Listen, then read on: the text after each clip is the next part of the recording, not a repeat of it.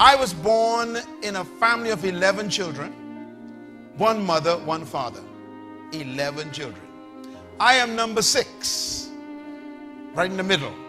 I was born in an island 7 miles wide where I still live, but I was born in the poorest village on the island.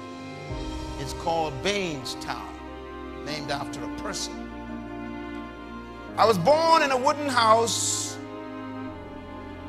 on 4 big rocks to keep this wooden house from being on the ground so that the roaches and the rats wouldn't get in.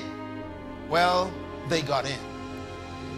This wooden house had 2 bedrooms and another room that served as kitchen, dining room, and sitting room all in one. It was made out of clapboard, they call it in the Bahamas, which was your low-income battered house that you had to keep patching up. 1 bedroom was for my mother and father.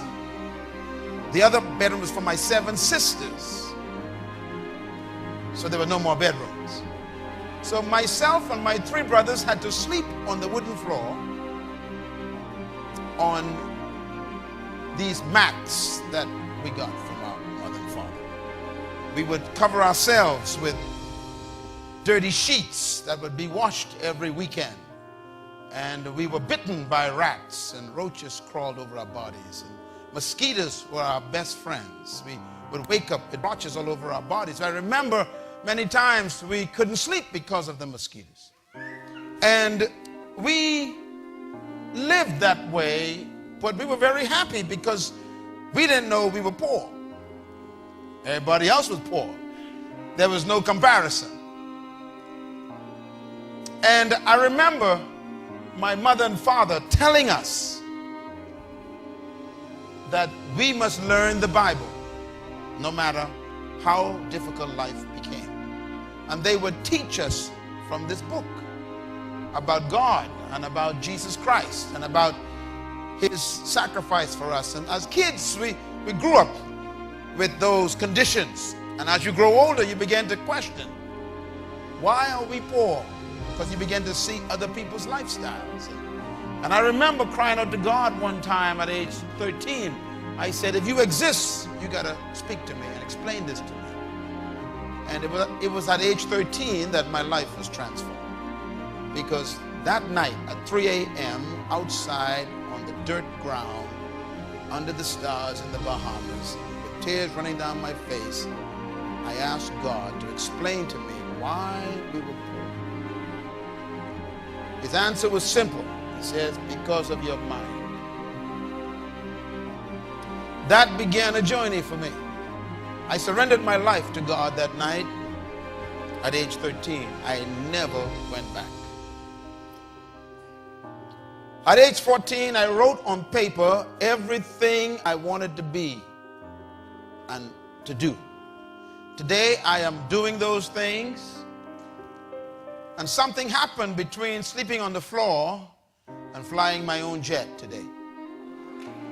Now, what happened is I had a mental transformation. Nothing changes until your mind changes. You can change your clothes and still have the whole mind. You can change your location and still have the old mind. You can change your house and still have the old mind. Nothing changes until your mind changes. And during that journey as a young man, I began to read the Bible at age 14. Ladies and gentlemen, I'm serious about this. I read this book at age 14. I read through the entire book, and I didn't understand nothing. Because the Bible is a very complicated book. And also I read it in the King James Version, which is even worse. But I read it because I wanted to know what God said to man. When I was 15 years old, I read the Bible again, completely through. And I began to understand it. By age 16, I began to memorize big chunks of this book. And my school lessons went from F to A. I became an A student because of this book. I graduated top of my school in high school because of this book. It taught me that nothing was impossible. So my whole life was changed because I fed myself new information from that book, which changed my concept of me. And I discovered things like this: the greatest tragedy in life is not death. Some people think that when someone dies, that's the worst thing that can happen to you. That's not true. I discovered that the greatest tragedy in life is not death, but it's life without a purpose. It is more tragic to be alive and not know why than to be dead and not know life. Because when you are alive, you got to explain what you're doing with your hours, with your minutes, with your energy, with your talents, with your time. You got to explain, why am I here and what did I do last week with my life?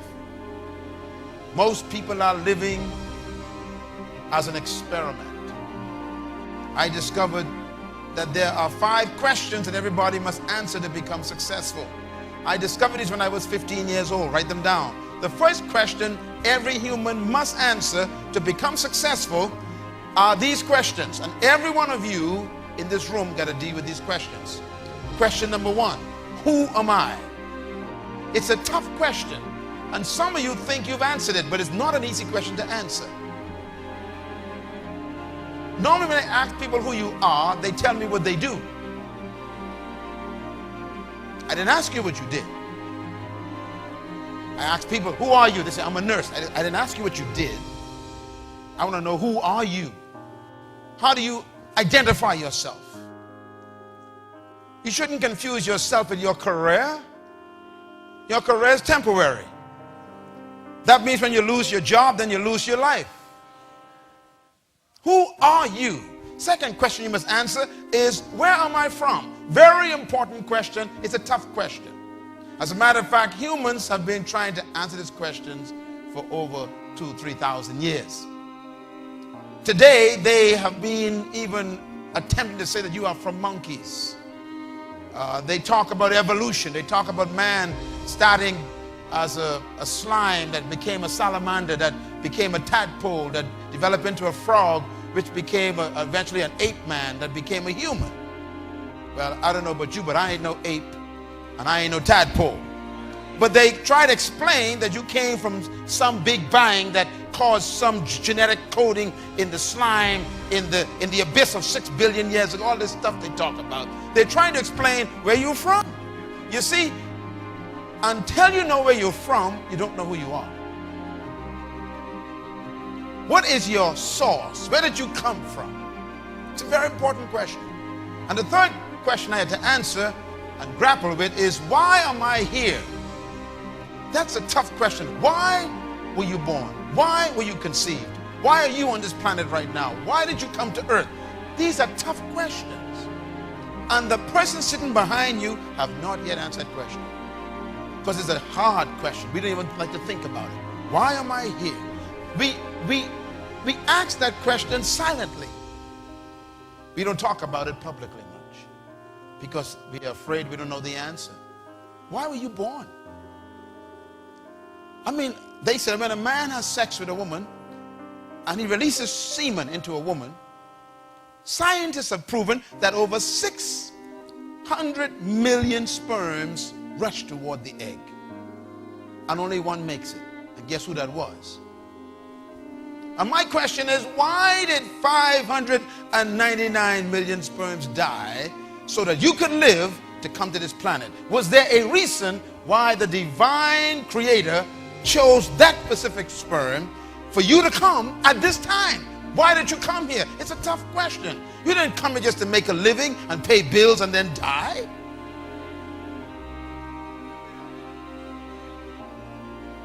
You didn't come just to make a living. You came here to make a difference. You came to deliver something that we're supposed to have. We got to find out what that is. You're not a mistake. You are not a biological accident. So why did you come here? It's a tough question. The fourth question everybody must answer is, what can I do? What is my true ability? And this is a tough question because most of the people in this church sitting here today are living below their true potential. You don't know what you're capable of. Why? Because we have accepted other people's opinions of our own ability.